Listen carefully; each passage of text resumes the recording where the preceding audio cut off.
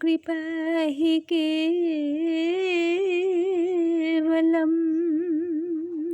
ॐ गुरुकृपा हि केवलम्। ॐ गुरुकृपा हि केवलम्।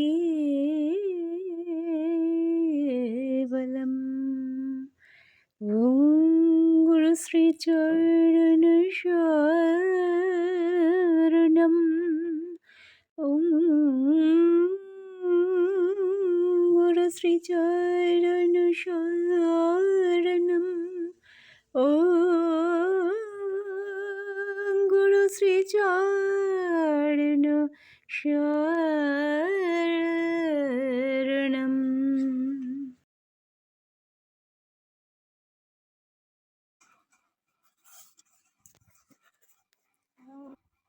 রাম নারায়ণ রাম, রাম নারায়ণ রাম। শুভারম্ভে আমি আমার পরমারাধ্য স্রষ্টা বাবা, আমার প্রিয় ঠাকুর বাবার শ্রীপাদপদ্মে শত সহস্র কোটি প্রণাম জানাই। তৎসহ আমার সকল প্রিয় দর্শক বন্ধুর জন্য রইল আমার আন্তরিক বৈদিক সম্ভাষণ। রাম নারায়ণ রাম, রাম নারায়ণ রাম। আজ আমি পরম বিস্ময় বালক ঠাকুরের ধারাবাহিক আলোচনা পর্বে ঠাকুর বাবার জীবনের অনন্য ও শিক্ষামূলক অধ্যায় নিয়ে তোমাদের সামনে উপস্থিত হয়েছি। আশা করি শেষ পর্যন্ত তোমরা আমার সঙ্গে থাকবে। চলো সকলে বালক ঠাকুরের অমূল্য লীলা সম্ভারে প্রবেশ করি। এবার ফাইনাল পরীক্ষার পর উজানচর স্কুল কমিটির মিটিংয়ে বেশ চাঞ্চল্য দেখা গেল। মহেন্দ্রবাবু হেডমাস্টার বেশ কড়া লোক, তিনি বেশ উত্তেজিত। এরকম হলে স্কুল কী করে চলবে? আলোচনায় জানা গেল ক্লাস 6-এর ছেলেরা সবাই পরীক্ষায় খুব বেশি নম্বর পেয়ে পাশ করেছে। প্রায় সবাই পাশ করেছে। প্রশ্নপত্র নিশ্চয়ই ছেলেরা আগে থেকে জানতো। ছেলেদের সবাইকে ডাকা হলো। ভয়ে তারা স্বীকার করলো যে বালক ঠাকুর সব প্রশ্ন তাদের বলে দিয়েছেন। হেডমাস্টারমশাই স্কুলের প্রেসিডেন্ট ত্রৈলোক কুসুমকে অনুরোধ করলেন বালকের বিরুদ্ধে উপযুক্ত শাস্তির ব্যবস্থা নিতে। ত্রৈলোক কুসুম তার পরম স্নেহের পাত্র বালক ঠাকুরকে ভালো করেই জানতেন। তার শিশু বয়সের বহু বিভূতির তিনি প্রত্যক্ষদ্রষ্টা। কমিটিতে অ্যাসিস্ট্যান্ট হেডমাস্টারমশাই জয়মঙ্গল সাহা এবং আরও অনেকে উপস্থিত ছিলেন। তারা অনেকেই বালক ঠাকুরের ঐশী শক্তির কথা জানতেন। একটু চিন্তা করে ত্রৈলোক কুসুম জিজ্ঞাসা করলেন, বালক কত নম্বর পেয়েছে? ও কি পাশ করেছে? দেখা গেল বালক পাস তো করেনি, সব বিষয়ে সবচেয়ে কম নম্বর পেয়েছেন। তাকে কমিটির সামনে ডাকা হলো। প্রশ্নের উত্তরে বালক বললেন, ছেলেরা সব ধরেছিল প্রশ্ন বলে দেওয়ার জন্য। চোখ বুজে সব দেখতে পেলাম, বলে দিলাম। প্রশ্ন এলো, তুমি এত খারাপ করলে কেন? বালক উত্তর দিলেন, আমার কি আর ওসব মনে আছে? প্রশ্নগুলো তখন চোখের সামনে ভাসছিল, ওদের বলে দিয়েছিলাম। আমি ওগুলো মনে রাখিনি। প্রশ্নগুলো আমার জানার মধ্যে এসে গেছে, সুতরাং ওগুলো ব্যবহার করলে ত্রুটি হবে। তাই ওই প্রশ্নের উত্তর আমি পড়িনি। এবার না পড়েই পরীক্ষা দিয়েছি, সেই জন্যই সব বিষয়ে কম নম্বর পেয়েছি। বালক চলে গেলেন। কমিটি আলোচনা করতে শুরু করলো। ত্রৈলোক কুসুম বললেন, আমি ওকে ভালো করে জানি, ও কখনো মিথ্যা বলবে না।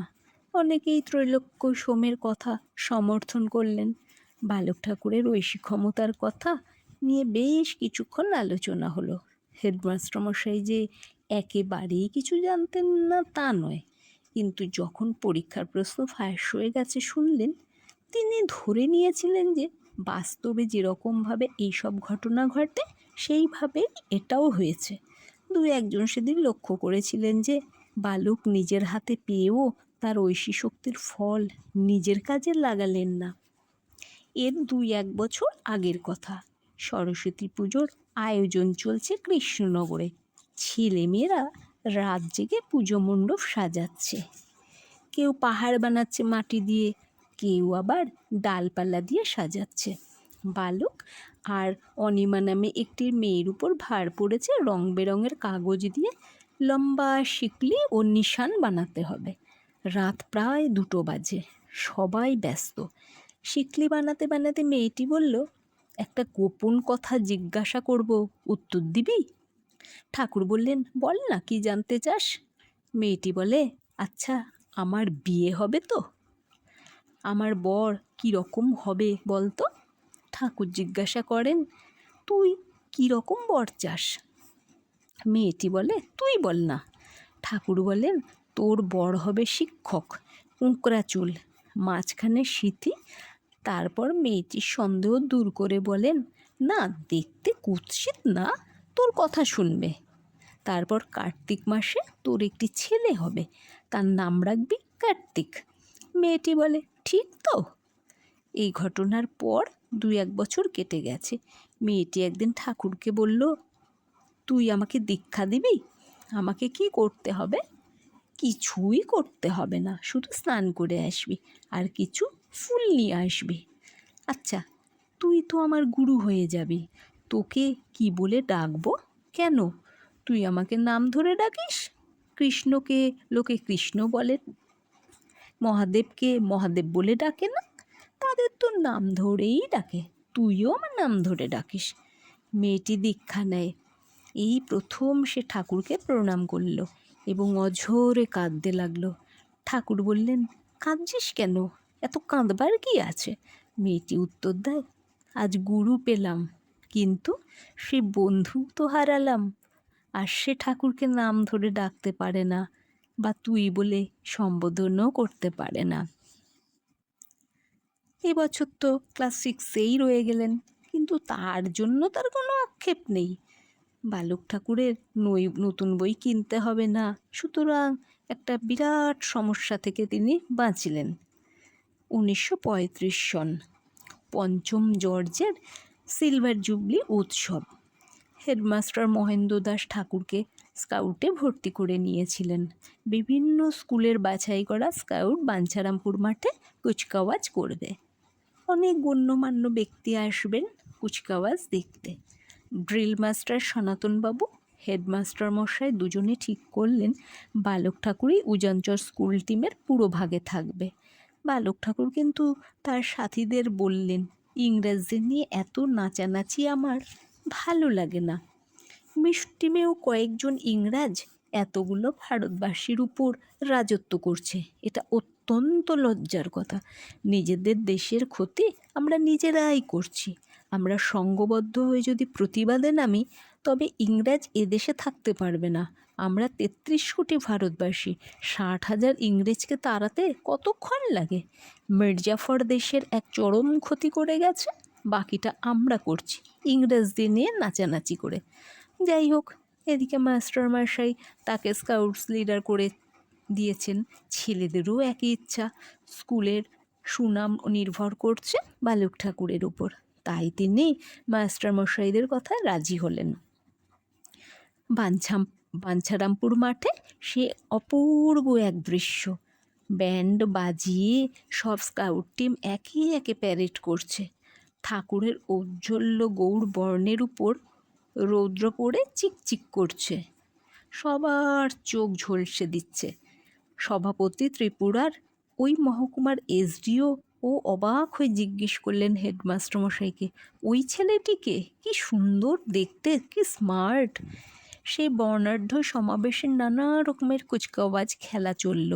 উজানচার স্কুল টিম স্কাউটিংয়ে সবচেয়ে সেরা বলে গণ্য হলো। পঞ্চম জর্জের ফটো নিয়ে যখন ঠাকুর ও তার টিম মার্চ করে যাচ্ছেন, গাইতে গাইতে মাঠের দর্শকরা সবাই এক বাক্যে স্বীকার করল যে এরকম মার্চ বাঞ্ছারামপুরে কেউ কখনো দেখেনি। ঘন ঘন হাততালিতে আকাশ বাতাস মুখরিত হয়ে উঠল।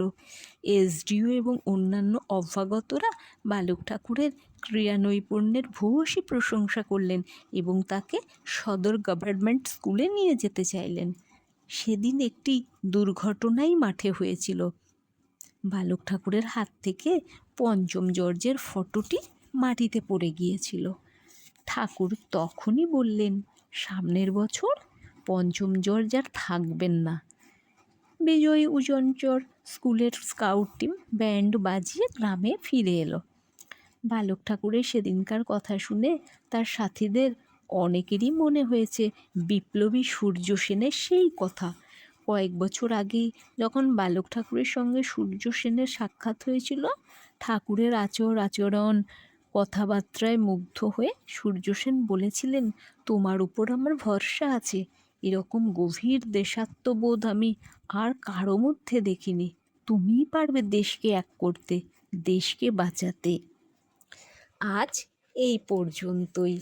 দেখা হবে পরবর্তী ভিডিওতে। তোমরা সকলে ভালো থেকো, সুস্থ থেকো। আর আজ আমি আমার প্রিয় দর্শক বন্ধুদের উদ্দেশ্যে কয়েকটি কথা আলোচনা করতে চাই।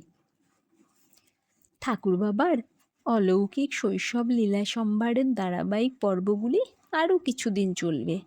এই পর্ব শেষ হওয়ার পর আমরা ঠাকুরবাবার আরও গভীর তত্ত্ব, আধ্যাত্মিক উপাখ্যান, জীবন দর্শন ও অমূল্য বাণী নিয়ে নতুন ধারাবাহিক শুরু করব। যা শুনলে, যা জানলে আমাদের জীবন সার্থক। তাই আমার আন্তরিক অনুরোধ, তোমরা সকলে আমার সঙ্গে থেকো। ঠাকুরবাবার কৃপায় আমরা একসঙ্গে এই জ্ঞান যাত্রা এগিয়ে নিয়ে চলব। ঠিক আছে? রাম নারায়ণ রাম, রাম নারায়ণ রাম। দেখা হচ্ছে পরবর্তী ভিডিওতে।